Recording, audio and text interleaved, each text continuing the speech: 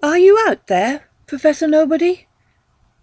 I'm hopeful that these words will somehow reach you, wherever you might be, whatever you might be.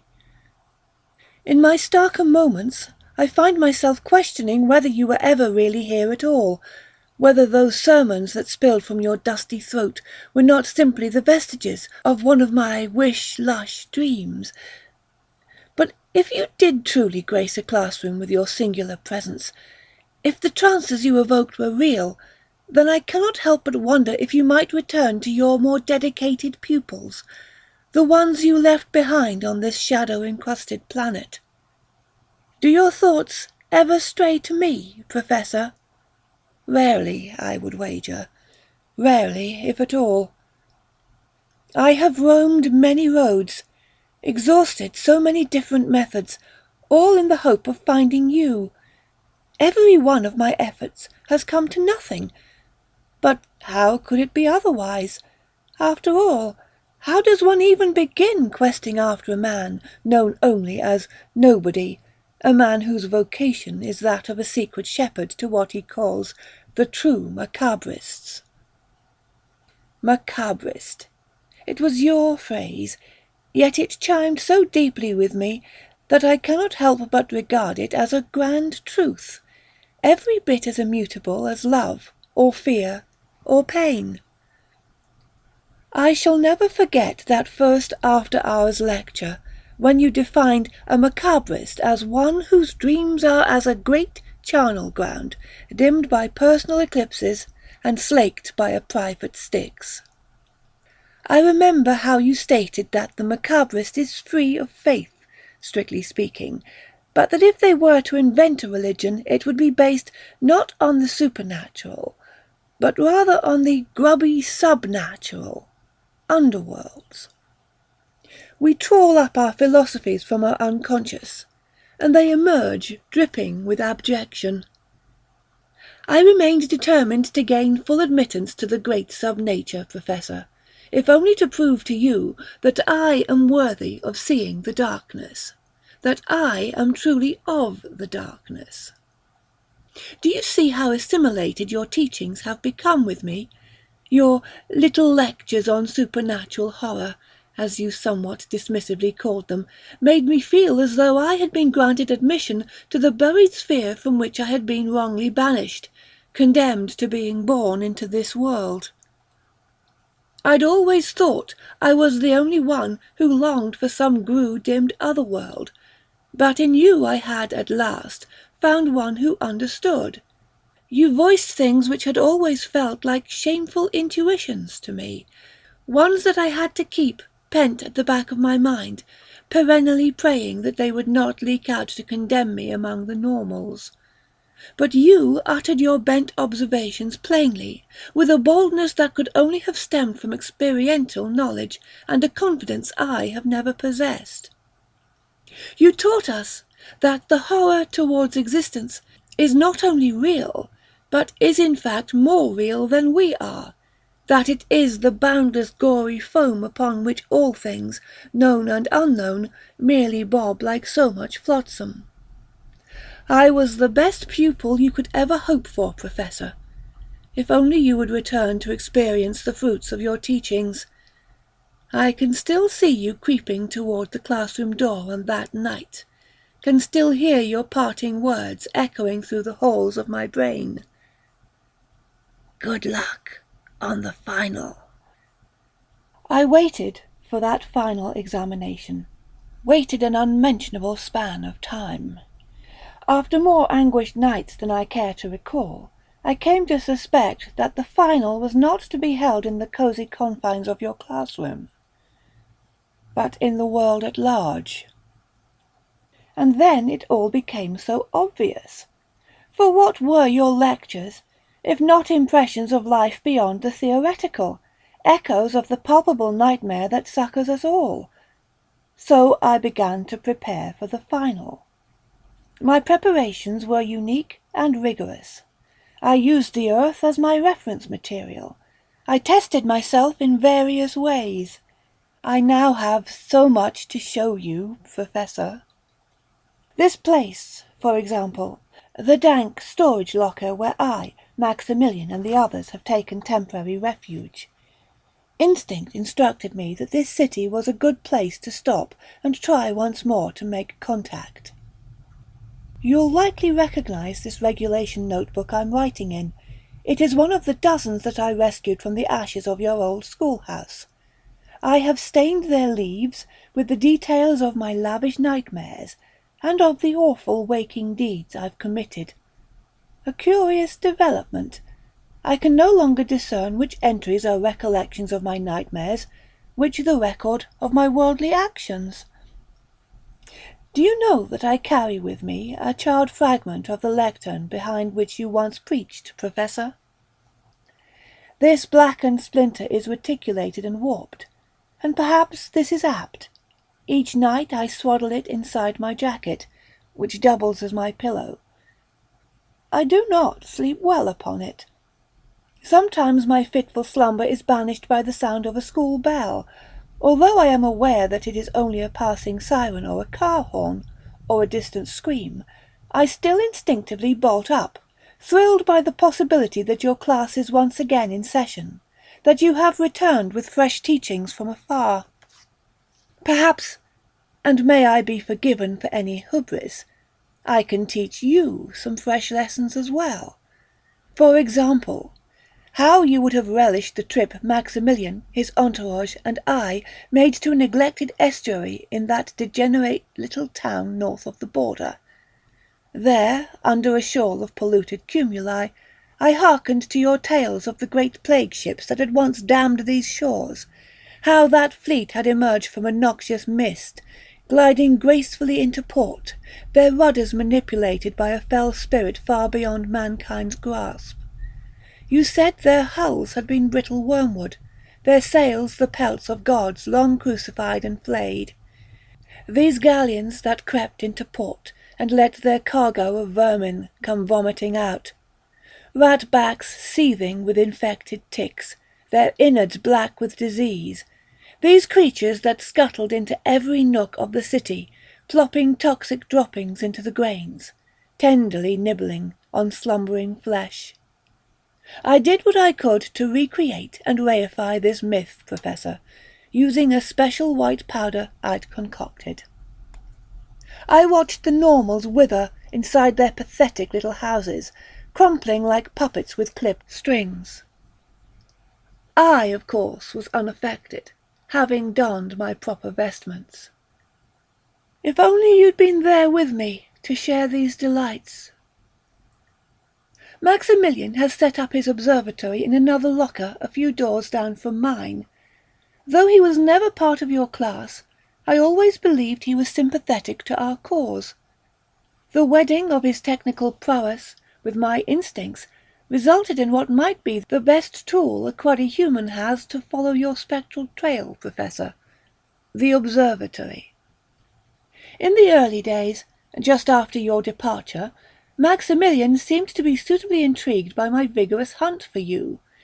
Because of my passionate descriptions of your lectures, along with my more persuasive tactics, he eventually agreed to help me try and find you.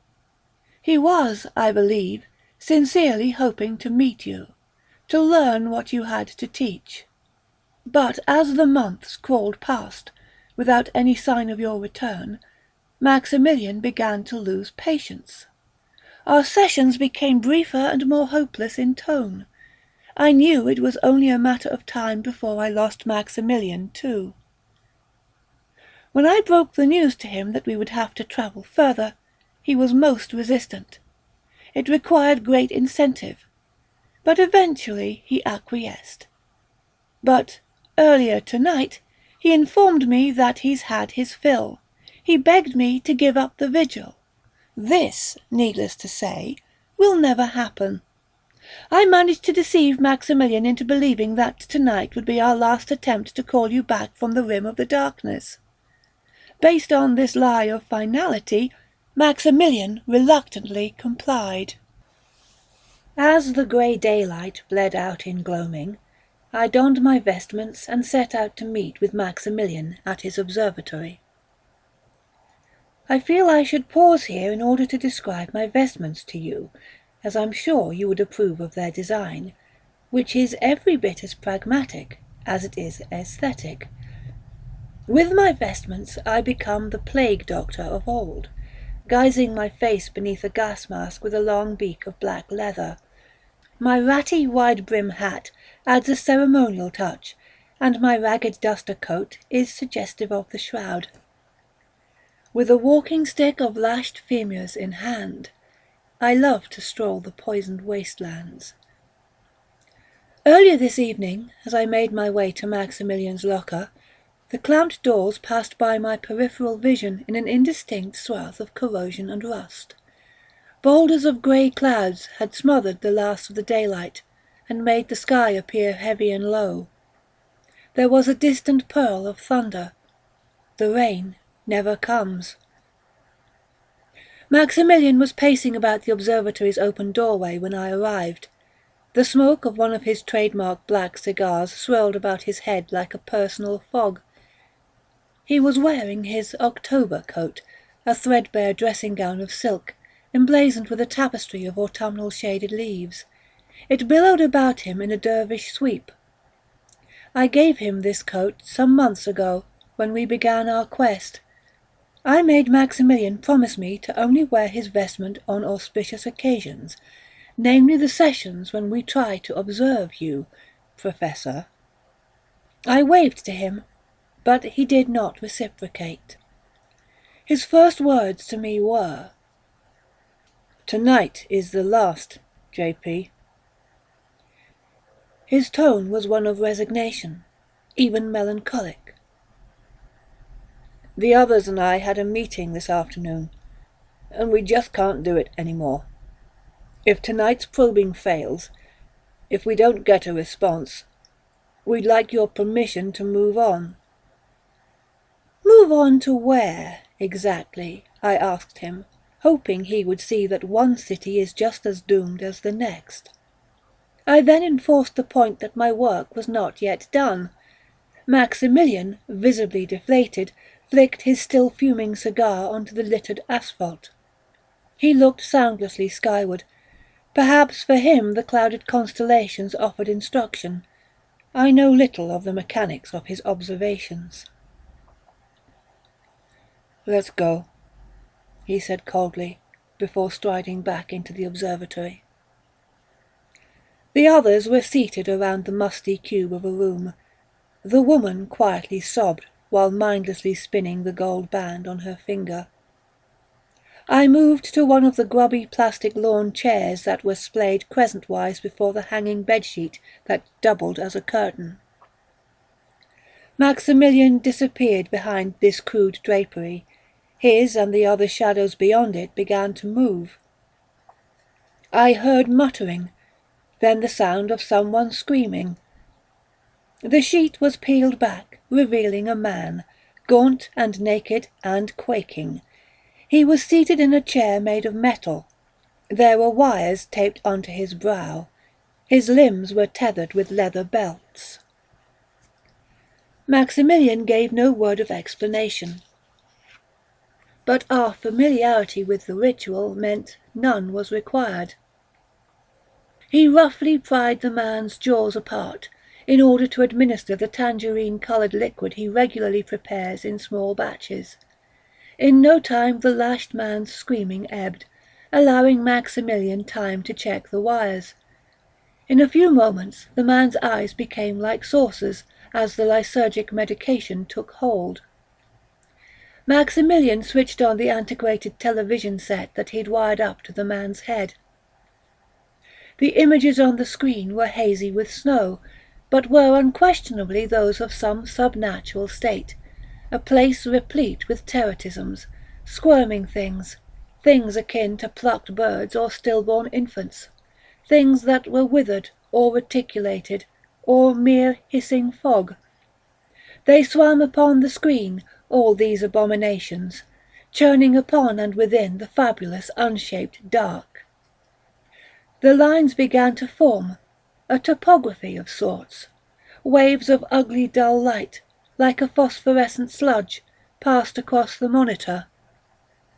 I rose from my chair in order to better study the screen, to better scry the horrors.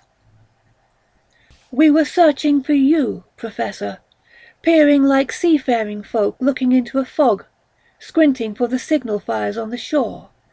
After all, where else might you have gone but beneath the surface? But you were not there. We could not find you in the foamy hell. This specimen should be freed, Maximilian pleaded. He slapped the television's power switch. Of his own accord, Maximilian actually ordered the woman to remove him. Too shocked by this display of insolence, I soundlessly watched as the spindly specimen in the chair was carted off, to where I neither know nor care. Maximilian, head down, stepped out of the room and into the chilly lot beyond it.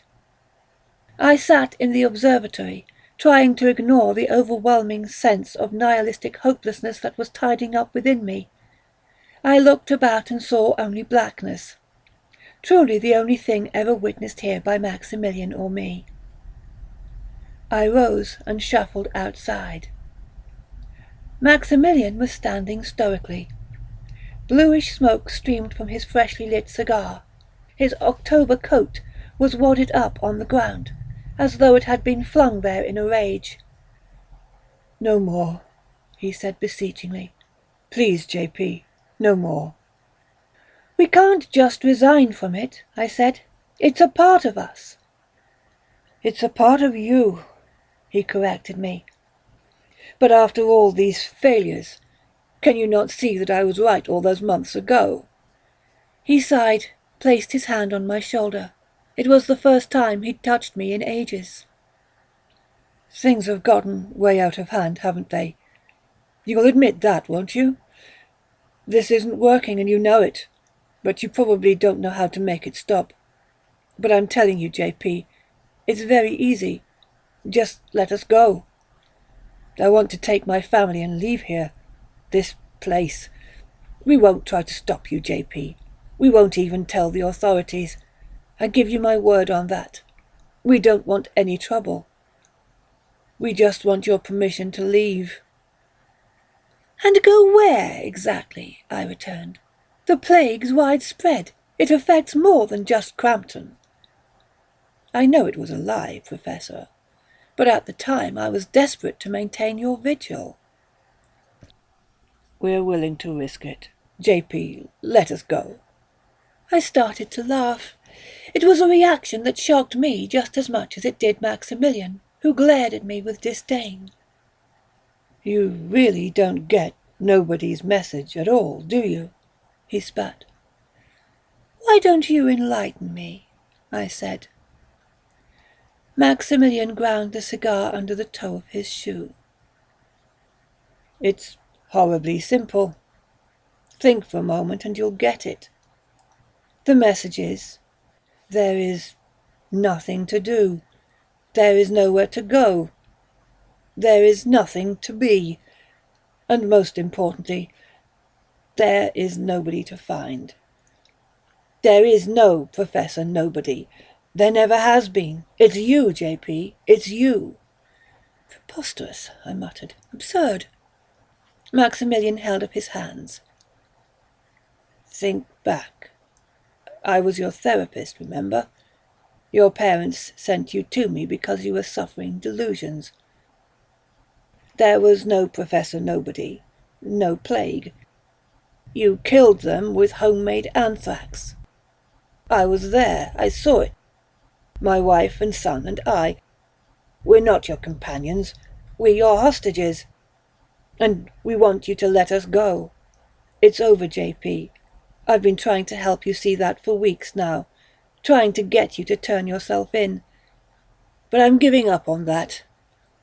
You can keep searching for Professor Nobody if you want to. I won't stop you. But I'm asking you to let us go. Maybe you'll do better trying to find him on your own." I don't remember restoring my companions and the newest specimen, or leaving the observatory.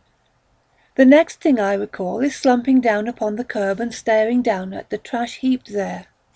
Old wadded newspaper that scuttled from the slightest breeze, and mashed beer cans, Someone had twisted some plastic drinking straws into a rudimentary effigy of a human figure. I stared at its knotted limbs for a little while, wondering if this was the final you had mentioned. Was this your litmus test to distinguish the true macabrists from the dabblers? Even if I was wrong in my theory, it was still the only logical next step in the process of the search for you, Professor. I gathered my ritual implements and returned to the observatory in the wee hours, just as I had done with the schoolhouse after you'd abandoned it, or with the white powder I unleashed around the town. I blasphemed in order to send you a calling. Maximilian and the others were chained to the wall, slumbering on the observatory floor, looking like well-fed slugs in their sleeping bags. The chains that bound them looked like spun silver under my lantern light. As the signal pyre blazed, I stood and watched it through the jaundiced lenses of my plague doctor mask. I saw one of the figures inside trying ineptly to escape, to break their bonds while the flames scurried up their limbs in arrhythmic waves. They resembled fire tarantulas, scuttling up and down the walls, leaving devastation in their wake. I had hoped this arachnid light would have guided you, like a plague ship being navigated safely to shore. A little while ago, I indulged in a tour of the leavings, and inside I found a marvellous treat. One of the skulls had its jaws welded into a perpetual shriek, and the gold in its teeth shone like beetles' backs. But as exquisite as this horror was, as it is, a vivid constellation embedded in gristle and coal bone, I am still left wanting. How like the thunderheads you are, Professor!